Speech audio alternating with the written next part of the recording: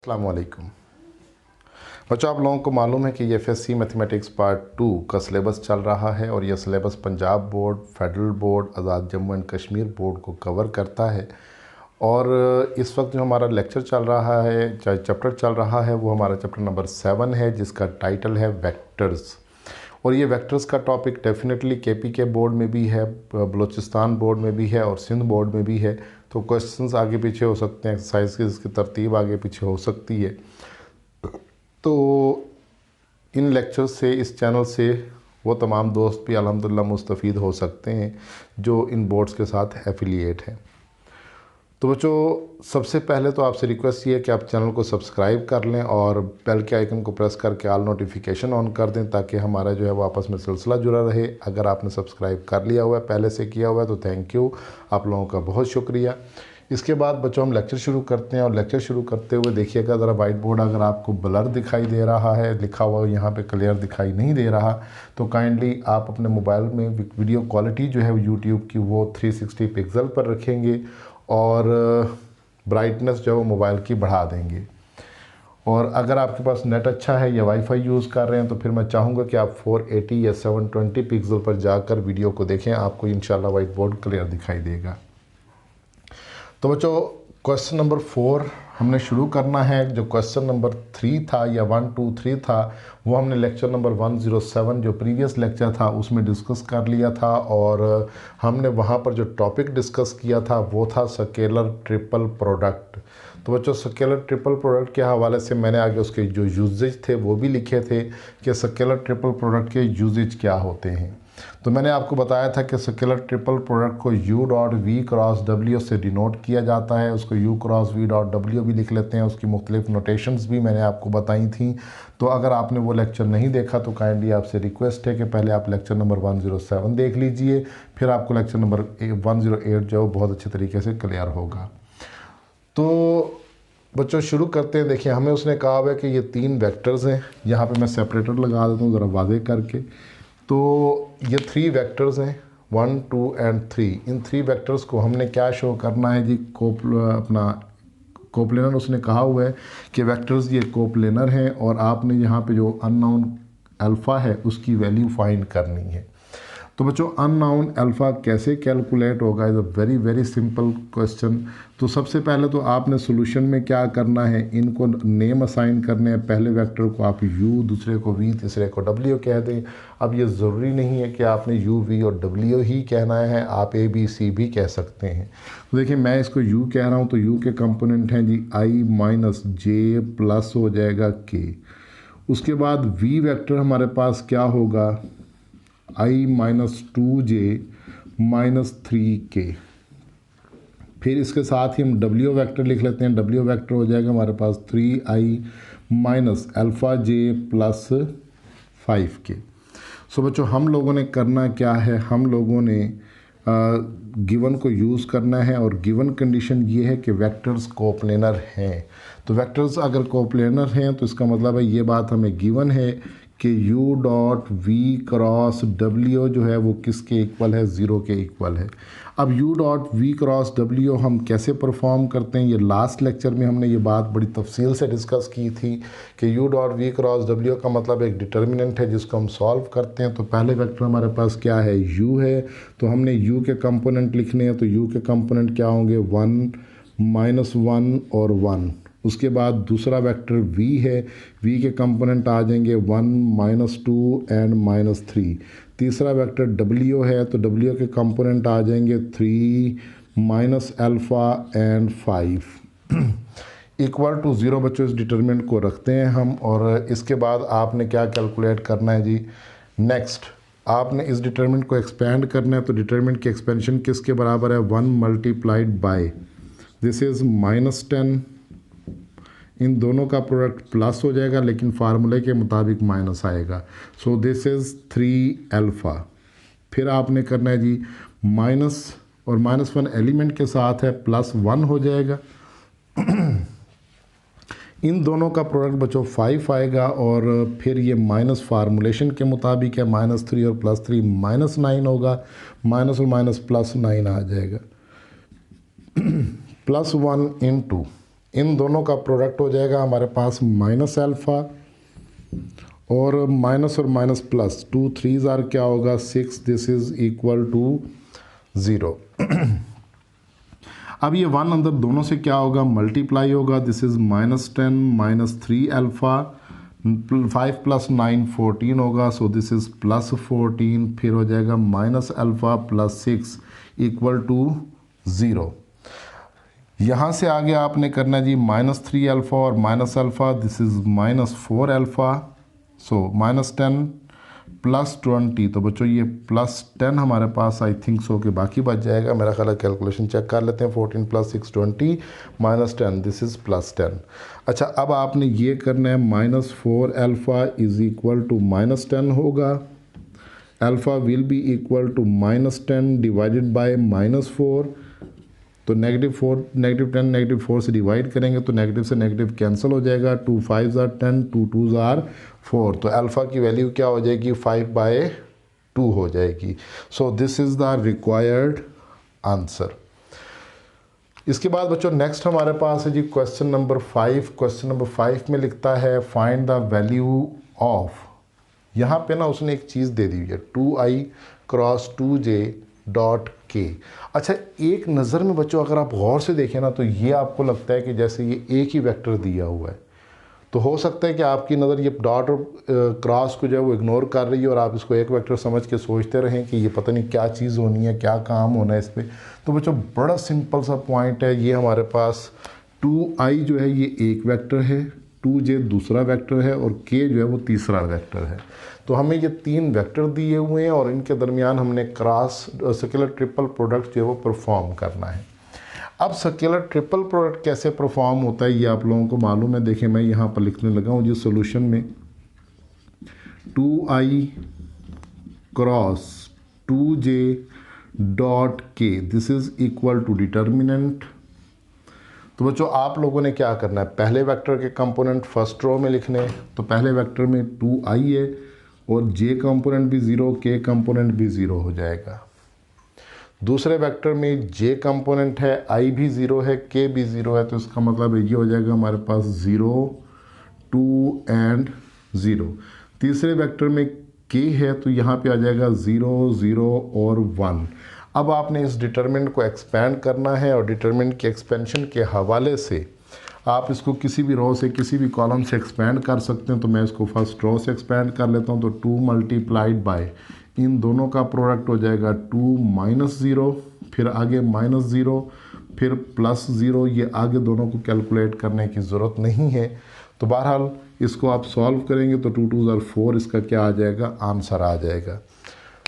अगर बच्चों आप लोगों को फर्स्ट ईयर के डिटर्मिनेंट की जो प्रॉपर्टीज़ हैं वो अच्छे तरीके से याद हैं, तो यहाँ पर आप प्रॉपर्टी भी यूज़ कर सकते हैं कि डायगोनल एलिमेंट्स को मल्टीप्लाई करने पर डिटर्मिनेंट की वैल्यू हासिल हो जाती है। अगर डायगोनल के नीचे सारे एलिमेंट 0 हैं या ऊपर 0 हैं या ऊपर नीचे 0 हैं, तो इसका मतलब है डायगोनल एंट्रीज़ को मल्टीप्लाई करने से डिटर्मिनेंट की वैल्यू हमें हासिल हो जाती है। तो 2 2 ज़ार 4 4 1 ज़ार 4, तो आंसर 4 आ जाएगा। इसके बाद नेक्स्ट बच्चों मेरे पास क्वेश्चन नंबर 5 का ही मैंने एक फोर्थ पार्ट लिखा हुआ है ताकि आपको इसमें थोड़ा सा आइडिया दे सकूं कि इसमें आपने क्या करना है। तो ये भी बहुत आसान सी बात है। देखें आप यहाँ पर लिखेंगे सॉल्यूशन में आई और के। अब आपको पता है कि ये स्केलर ट्रिपल प्रोडक्ट की ही दूसरी नोटेशन है।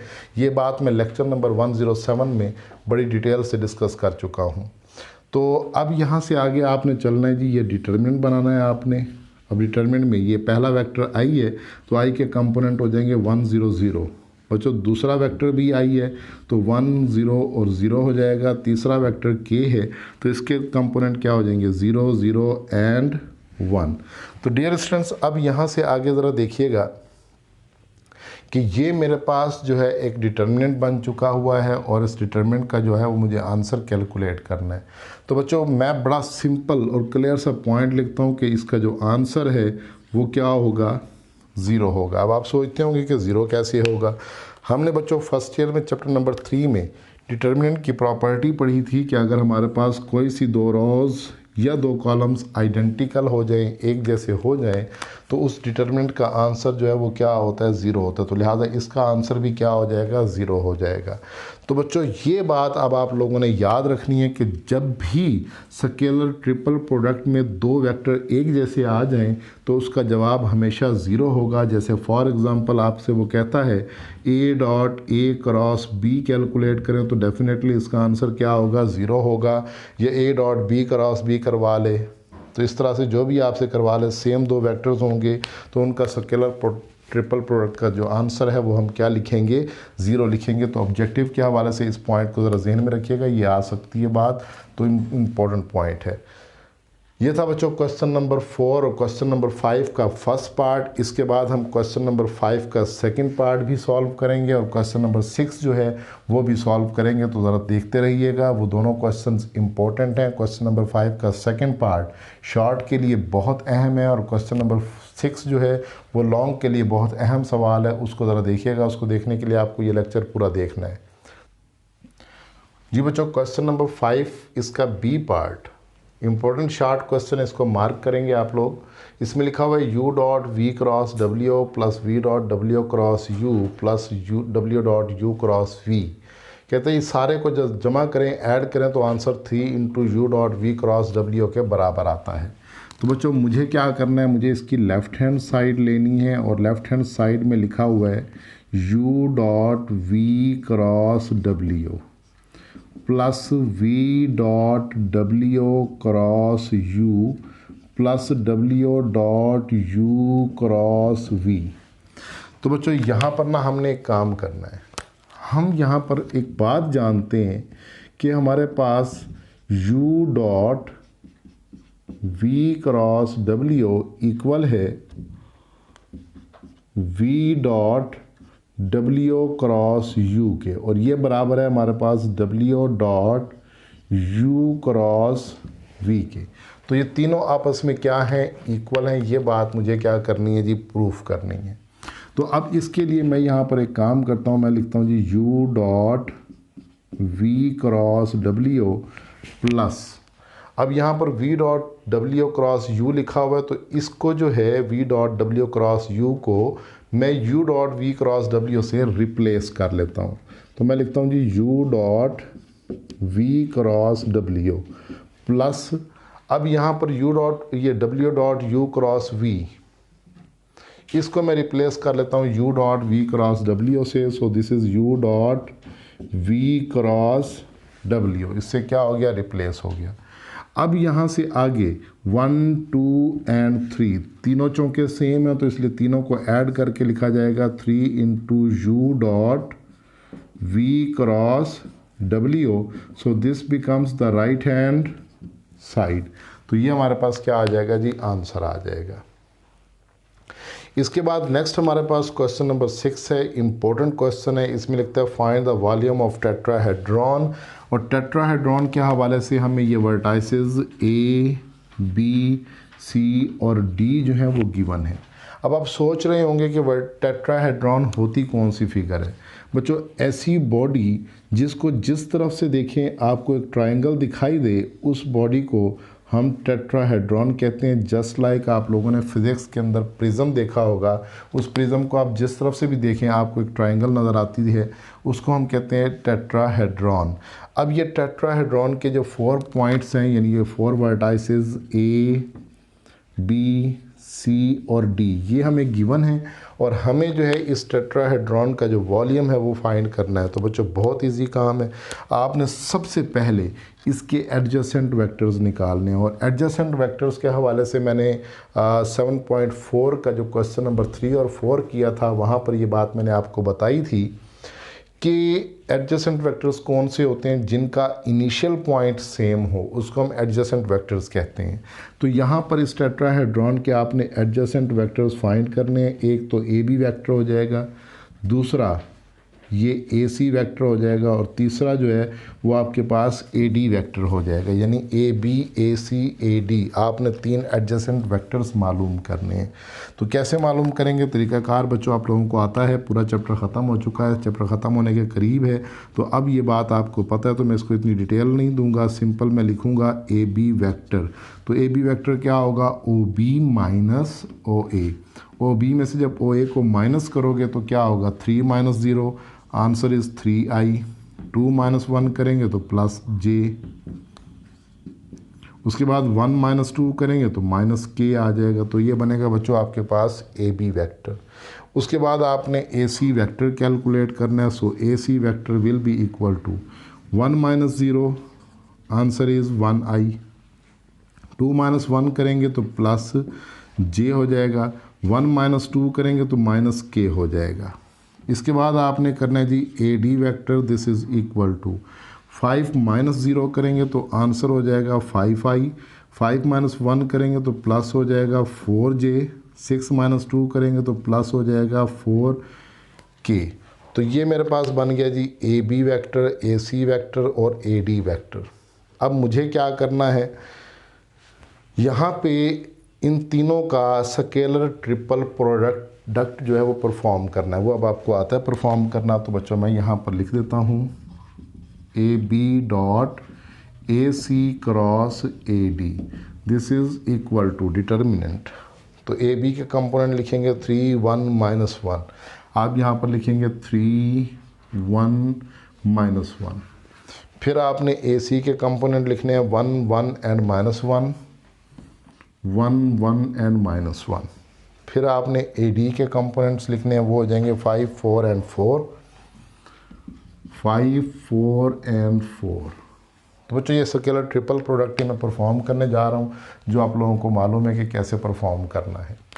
So this is equal to, यहाँ पे आप लिखेंगे 3 इंटू इन दोनों का प्रोडक्ट हो जाएगा 4, इन दोनों का प्रोडक्ट -4 तो माइनस माइनस प्लस 4 हो जाएगा। -1 इंटू 1 इंटू 4 4 हो जाएगा, प्लस 5 होगा, फिर -1 इंटू 4 माइनस 5। ये बच्चों आप लोगों को डिटरमिनेंट एक्सपेंड करना आता है, इसलिए मैं यहाँ पे इसको इतनी डिटेल जो है वो नहीं दे रहा। तो नेक्स्ट आपने करना है जी 8 3 24 -9 और ये हो जाएगा हमारे पास +1। सो 25 माइनस 9 करेंगे तो 16 आंसर आ जाएगा। तो यानी a b dot a c cross a d का आंसर आ गया 16। अब जो हमारा टारगेट था वो था वॉल्यूम ऑफ टेट्राहेड्रॉन। तो वॉल्यूम ऑफ टेट्राहेड्रॉन कैलकुलेट कैसे करना है, तो ये देखते हैं। हमारे पास ये हो जाएगा volume of tetrahedron, this is equal to 1/6 into a b dot a c cross a D.